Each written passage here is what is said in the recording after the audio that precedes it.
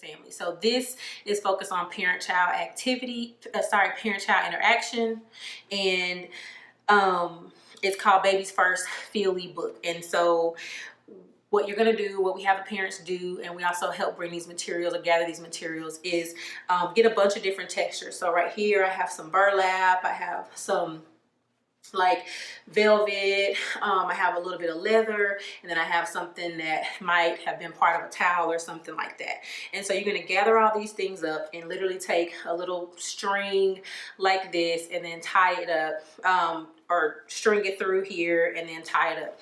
And so then what you're going to do is put your baby on their back, and then you can kind of dangle it in front of them for a little bit, and hopefully they begin to at least act like they want to reach up forward. They don't have to necessarily be reaching at this age fully yet, but they may want to try to reach up forward. And so as they do that, you can kind of dangle it down a little bit and then let them have it and kind of see what they do with it.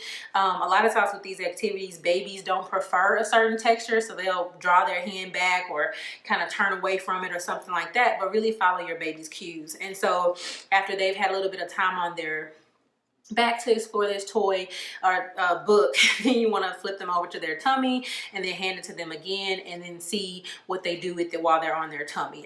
Sometimes, depending on the age of the baby, again, this is 1.5 to 3.5 months, maybe they're kind of barely keeping themselves up enough to even interact with the book, and that's okay. We just want to see what they're doing.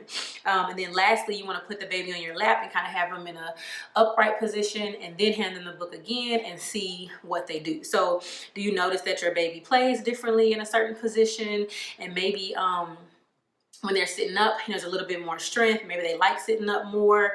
When they're on their back, they don't have to work at all, and so it's just handed to them. And so just observe and pay close attention to how your baby responds to the different positions of play, in addition to the different textures. Like I said, maybe they don't like some textures. Maybe they touch a texture and they want it to go directly in their mouth. So again, make sure all of the things are clean before you give them to your baby. And then also talk to your baby as they're touching the touchy-feely book. So you can say, hey, this is smooth. Hey, this is rough. This is bumpy. This is lumpy. Whatever words you want to use. Hey, this is crinkly. Do you hear that noise? And of course, baby's not going to actually respond, but you're giving your baby more words and language, which brings me to like, why is this important? And so one of the reasons why this is important is because cognitively, as far as learning, like, baby is taking in so many things every day, and so maybe they haven't felt these different textures before, and so this is giving them an opportunity to say, what is this, and what do I do with it? Is it food? Is it warm for me to, like, is it a blanket? Like, what is it? What's in it for me? And so you're opening up all those different senses as the baby is interacting with this touchy-feely book. And then also, this is working on motor development. So unfortunately, I know a lot of parents don't like this, but you want your baby to begin to bring stuff to their mouth. And so that is a really hard skill, to be able to pick something up, hold it, and then get it to your mouth. And so it's really great motor skill development for your baby. And then your baby is also forming the visual perception of an object.